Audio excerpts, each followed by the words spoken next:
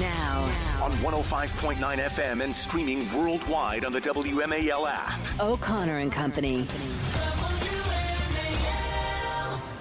It's 6:06 on News Talk 105.9 WMAL, making sense of the news. Good Tuesday morning to one and all. And thanks for tuning into O'Connor and Company. I'm Julie Gunlock, sitting in for Larry alongside my friend Hans von Spakovsky, the coolest name in radio. How are you, Hans? It's Julie, I'm doing great. Thanks for letting me back in the studio this morning. Yes. One more day with you, Hans. It's been a lot of fun. Got a great show today. 6:35, we'll be talking to Mark Mix, president of the National Right to Work Foundation. 7:05, Dr. Kevin Roberts, Heritage Foundation president. He's got a new book out, Dawn's Early Light, Taking Back Washington to Save America. Very timely. At 7:35, Emily Goodwin, senior White House correspondent at Daily Mail. And 8:35, Carrie Pickett with the Washington Times. Joining us now is Daniel Turner, executive director of Power the Future. Hey, Daniel. Hey, great to be with you this morning. Well, Daniel, D.C. is full rumor mill mode right now, but we do know that Lee Zeldin is Trump's pick for the EPA. What are your thoughts about Trump's decision here? Yeah, I think it's a great choice. Remember, when Lee Zeldin was in Congress, he was in New York 1, which is the end of Long Island. And yes, it is the Hamptons, which are very famous. But being a New Yorker myself, I know this area well. There's also an awful lot of agriculture, and there are a lot of fishing rights, and there are lobster rights and clamming, and that is what the EPA's role is.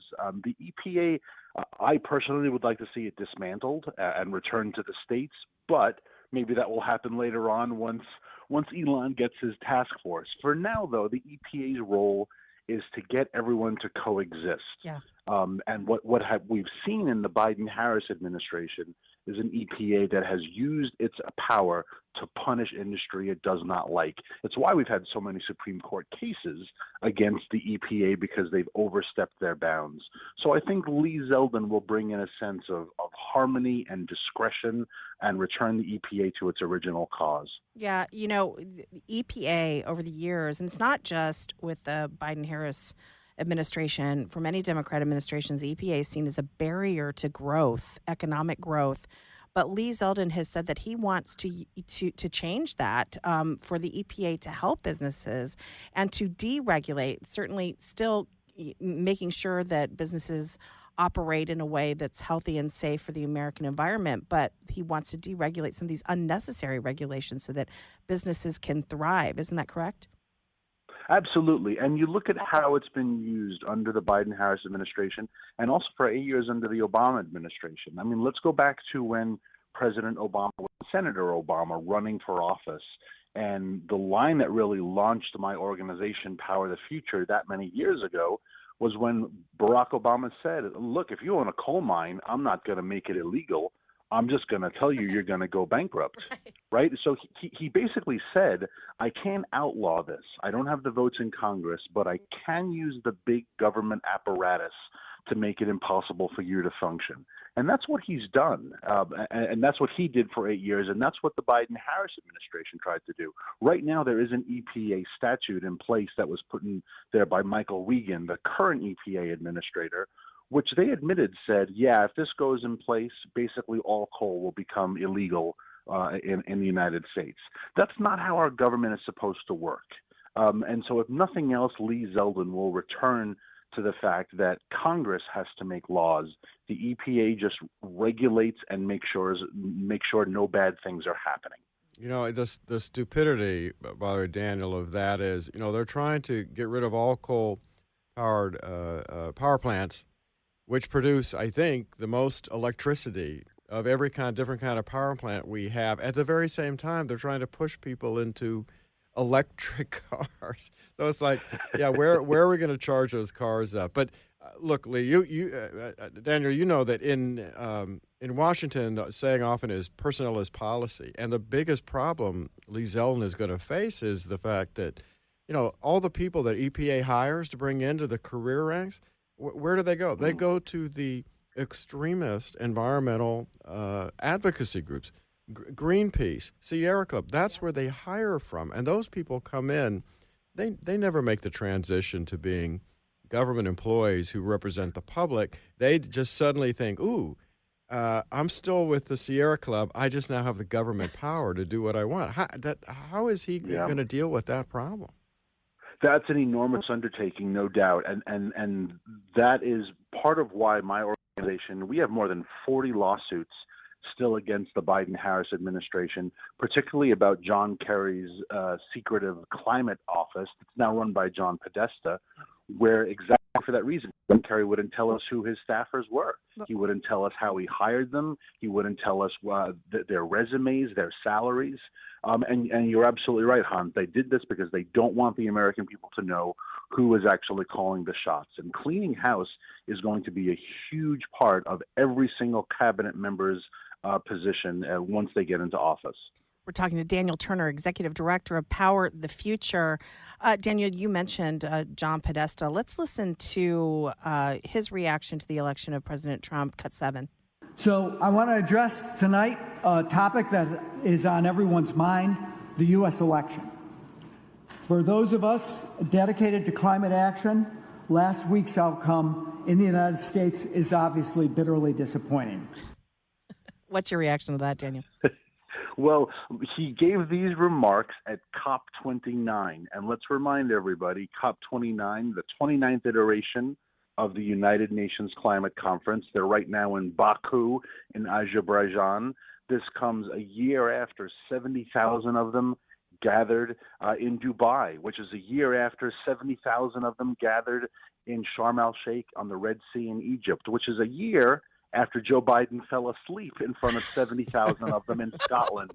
Good times. We are in 29 of these stupid conferences with tens of thousands of these losers on taxpayer dime. We put out an open letter to the press demanding who are the U.S. bureaucrats who are there right now, because they have no mandate to be there, and yet they're all staying at the Four Seasons. They're all drinking champagne. They're all talking about how we're going to tackle the climate, and they've been doing this for 29 years. Aren't we tired of these stupid, globalist, expensive climate cabals? And the fact that this will come to an end is probably one of the greatest parts of the Trump victory. Well, particularly because it has imposed huge costs, not only on the federal budget, but on our industries and economy all over the country, and all for a UN climate model that has been proven on multiple occasions to be wrong and to be based on all kinds of bad assumptions. By the way, Dan, I have to tell you, your ex thing in which you said that if UN climate people are upset about Donald Trump getting elected, that's good for the American people. I just love that. Yeah, well, thank you. I appreciate that. Just a couple minutes ago, I saw the UN Secretary General who gave his remarks at COP29, and he called for a global tax on the super rich. And I did tweet, it sounds like you're a Valley girl from the 80s, right? Like the super rich. We're going to come after the super rich. I mean, a global tax on the super rich to pay for the climate, that's what the UN Secretary General has been reduced to, right? We have war breaking out across the globe.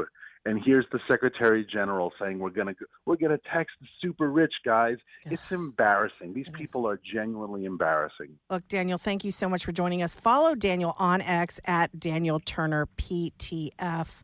Daniel, we'll enjoy having you back to keep track of all these.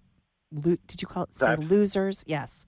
Thank you very much. Great to be with you. Thanks, Daniel. We'll have much more in a moment, but first, it is 6:50. Need a new roof? Honor, respect, and trust your home with Valor. Visit valorhome.com.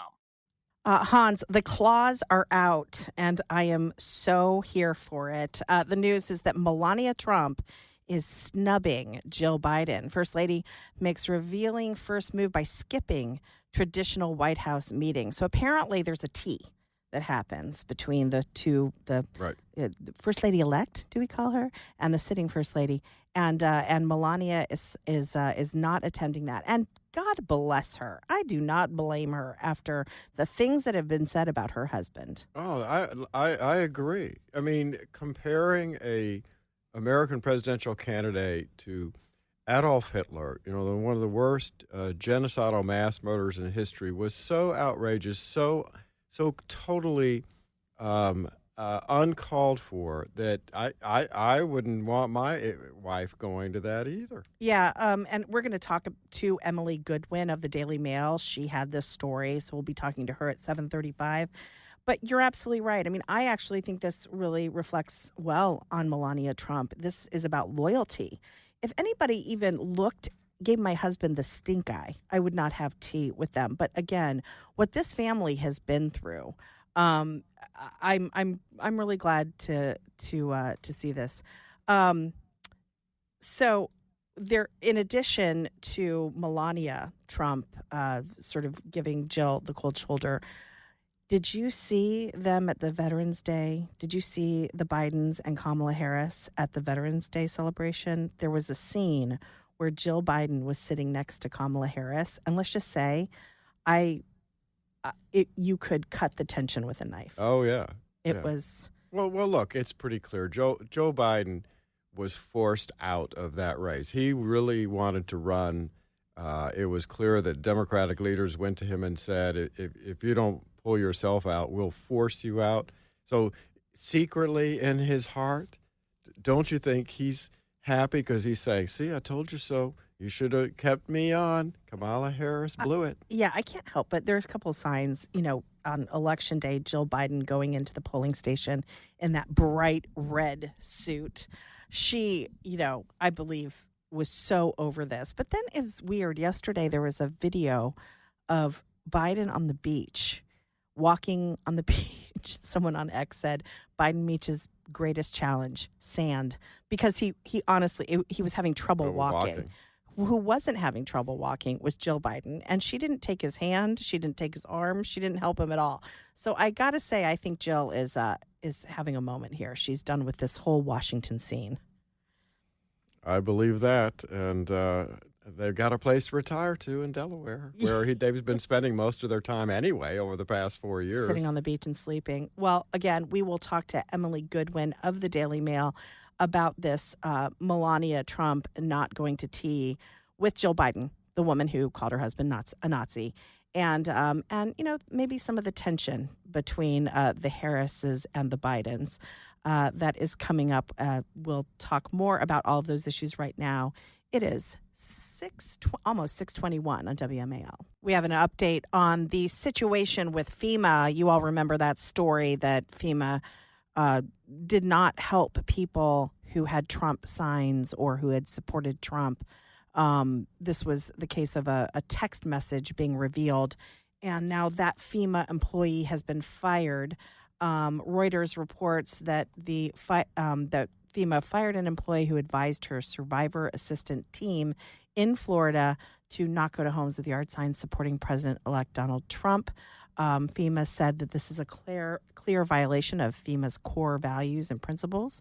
That was FEMA Administrator Dean Criswell. She said, this employee has been terminated, and we have referred the matter to the Office of Special Counsel.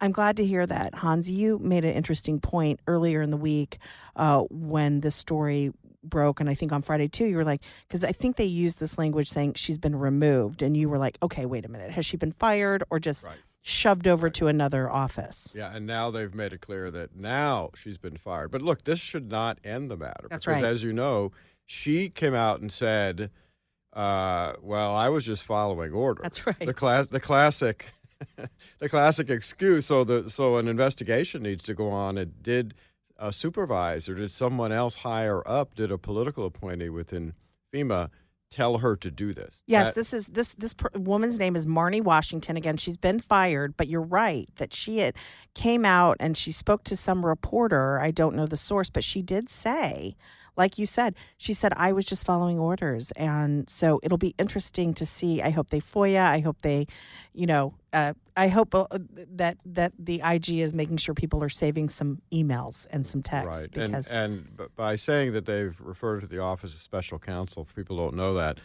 that's an independent federal agency whose job it is to enforce the Hatch Act, which, prohibits political activity by federal employees. Well, this really is awful, though, too. And the other people who need to reflect on that is the media, who were gaslighting people, who were claiming Yes. that they were not getting the help that they needed because of political bias. And let's not forget also that FEMA has, if you look at their sort of mission statement or what their priorities are, they have often said that it's equity, that we need to give people of color more resources, and all this sort of baloney that has been going on for years and years. So not at all surprised that this happened, and hopefully, again, there'll be some improvements once Trump takes office. We will have. Okay. Well, on top of that, we should mention, right? Yeah. Alexander Mayorkas, remember, at some point was saying, "Oh, I don't have any more FEMA money," and it turned out they did, because what had they been doing with it?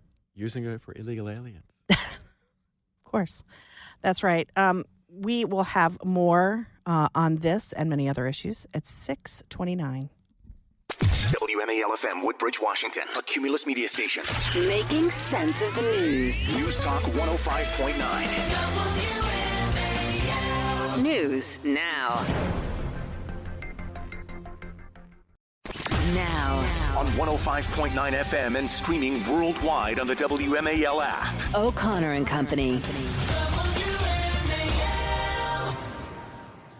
It is 6:37.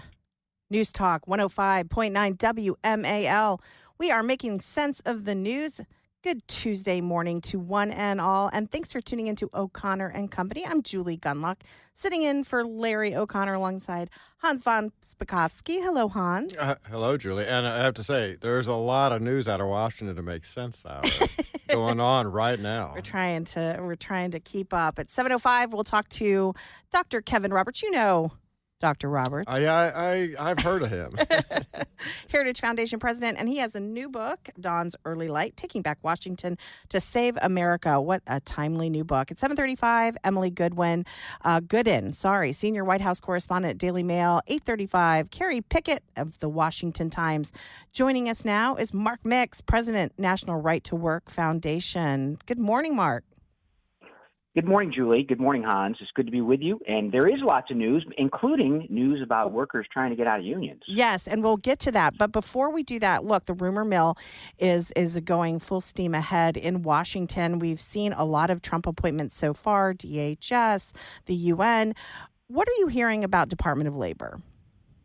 Well, obviously, before the election, there were names that were pushed forward. Andy Pudzer was considered. He was considered the first time, if you recall correctly, under Biden, and under Trump. And then Pat Pizzella, who was the acting Secretary of Labor, who is now the mayor of Pinehurst, North Carolina. Pat has been a long time associate of supporter of Right to Work. But Pat's a good guy. He's been talked about. But I haven't heard anything else really. Ultimately, those positions are the president's, and he's going to do what he wants to do. It's been exciting to hear what he's up to so far, and kind of bringing some fresh people and fresh names and fresh thoughts into the cabinet as he heads toward inauguration. Well, the NLRB, National Labor Relations Board, is obviously crucial when it comes to unions, because they're supposed to be this neutral arbitrator, but my understanding is they haven't been very neutral in recent years with the picks that have been put on them by Democrats. They've been very pro-union. So you've got a situation going on with a organic supermarket wants to de-unionize the employees do. Tell us about that. Yeah, that's right, Hans. And to your point, you're absolutely right. It was within 20 minutes of Biden being sworn in as President of the United States that he issued a fire or resign letter to the acting general counsel of the National Labor Relations Board. That's the chief lawyer over there. And basically, by the end of that day, that general counsel was fired from his job. And the next day, the associate general counsel was fired from the job because they wanted to get their person there right away. And what that means and how that manifests itself, Hans, is very clear in this example of this mom's organic market. They've been trying to get out of a union. Interestingly enough, 29% of the workers voted to get the union in about 18 months ago. And the employees have come back and said, we don't want the union here anymore. They're not doing anything for us. We're not making any headway. We have a great relationship with management. And so the people have petitioned for what's called a decertification election. And this decertification election is when they get a secret ballot vote to throw the union out and basically say, we don't want you here anymore. We want to go back to where we were and talk to management. And obviously there'll be a hearing tomorrow on this case, but it's a really interesting case because this RD petition, this decertification petition, was filed after there was a bunch of settlements in what were alleged unfair labor practice charges by the employer in this case. And the union and the NLRB has used this unfair labor practice model where you basically, Hans, what you say is, hey, you did something wrong. There's no evidence, no hearing, no nothing yet. But they just stop all of the elections when the employees are requesting it to basically go through these hearings. So now we've got this petition filed. We had a good group of employees that signed the petition, so they should get a vote. But I doubt it because based on what you said, Hans, the NLRB has been an unfair arbiter of these issues, putting their thumb on the scale in favor of unions and in favor of union power. Well, it sounds like the Biden administration set a good example for the Trump people when they come in to get rid of the general counsel and the associate general counsel at NLRB as soon as they get in, right? Well, one would think, but this kind of tennis match that goes on is something that's one of the problems with the sewer. I call it a sewer because God makes swamps, men make sewers. So it's an important. I'm totally stealing that. That's brilliant. Yeah, there you go. But it just is amazing that they continue to push this stuff and so they've got to get out of it. I think he will. If I were recommending to the president, if I had his ear today, I would say, look, moment one, fire this general counsel because that's where employees go to have their rights protected and activated, and that hasn't happened over the last 4 years. In fact, it's been so dramatic, Hans and Julie, that there's been a 50% increase in the number of decertifications over the last 4 years. And that's something that no one talks about. They always say, well, everyone wants to get in the union. Everyone has a favorable opinion of unions. Well, I'll tell you this. Not many people have a favorable opinion of forced unionism and compulsory unionism, but that's what this NLRB has been pushing, and they're pushing it right here on these employees at Mom's Organic Market up in Maryland. This is really fascinating. Mark, thank you so much for joining us. And where can people find you on social media? Yeah, they can find it. Well, the website is nrtw.org if you want to know about your legal rights. I think we're on that Twitter at pound right to work and all that stuff. I'm an old guy, so we have other people that take care of that. But yeah, I'm sure we can find ourselves. You can find us out there at Right to Work. Okay, great. Mark, keep us updated on this. Appreciate you coming on this morning. Thank you. We've got more coming up. PLC. So much truth, you'll hope for traffic so you can hear it all on the Vince Colonnade Show, weekdays 3 to 6, right here on WMAL. Well, Hans, it looks like there is now a trifecta. It looks like the House will stay in Republican hands. I think they just called it last night. Isn't that correct? Yeah, and boy, Republicans have got to take advantage of this and finally push through the kind of legislation that they haven't been able to get through over the past 4 years. Yeah, it looks also like Speaker Mike Johnson will likely keep his spot. His seat, yeah. Yeah. But the big question is who will be the Senate Majority Leader. And that's tomorrow, the election for that. Yeah, and what are your thoughts on that, Hans? Boy, it's a tough position to fill. You know what's kind of interesting about that is I actually got some inquiries from some media folks because there were people proposing, I think Mike Lee was one of them, saying, J.D. Vance ought to act as the majority leader. I saw this. Can you explain this theory? Yeah, all the Constitution says is that the vice president is the president of the Senate, and he has no vote unless there's a tie. It says absolutely nothing else. So it would be entirely up to the Republican caucus. If they wanted him to act as their majority leader, he could do that. Yeah, he wouldn't have a vote. But there's nothing in the Constitution, and that's the question I got. Is there anything in the Constitution to prevent that from happening? And the answer to that is no. Is there any precedent for that? I think maybe John. I think there is early in our history. I haven't had time to do the research on this yet. So I think maybe it's happened at our very start. Yeah. When things were still getting filled up, but not really since Well, then. if it's ever going to happen, Trump being sort of the unconventional president that he promises to be, this would be really fun. And, honestly, we know this in Washington. The vice president sometimes doesn't have a lot to do. This would be an ideal role for J.D. Vance.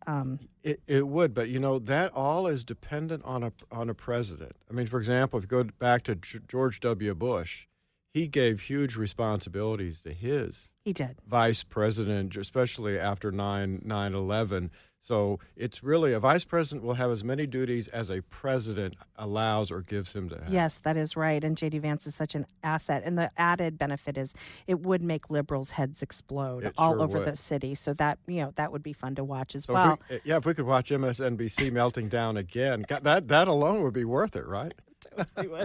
Meanwhile, the Hill is reporting that some in the Senate GOP are turned off by Rick Scott's pressure campaign. So the leaders, sort of the names being floated for Senate Majority Leader, we've got Thune, Cornyn, and Scott, Those are the three leaders. Yeah. And a lot of sort of those in the MAGA world would prefer Scott, but that's not entirely. I've seen some criticism of Scott as well, particularly his management of the NRSC, and the fact that it went into debt.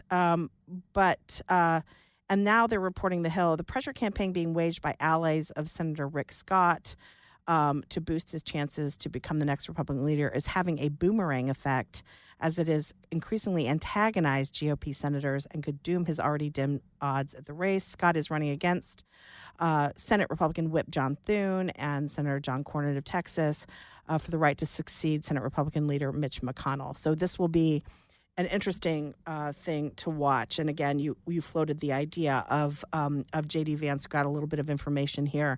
Apparently, Charlie Kirk was talking about this, and he said that the basis of this appointment would be John Adams' leadership in the Senate while he was George Washington's vice president, though the role of majority leader did not exist at the time. So, yes, there is sort of present, just as you mentioned very early in the country, we did have this happen, but again, that role didn't exist, so he sort of filled it. Right, and for folks who are wondering why it's important, the majority leader says who's going to be on which committees and helps set the agenda for which bills are going to be brought up for a vote. That's the real power of the majority leader. Yeah. So we will continue. Again, this is my favorite time after a new administration comes in, watching the sort of jockeying and the PR campaigns that go out and the different names floated. This is a really fun time in Washington to watch that. So we will stay on top of this and continue to cover it. And right now it is 6:52 on O'Connor and Company.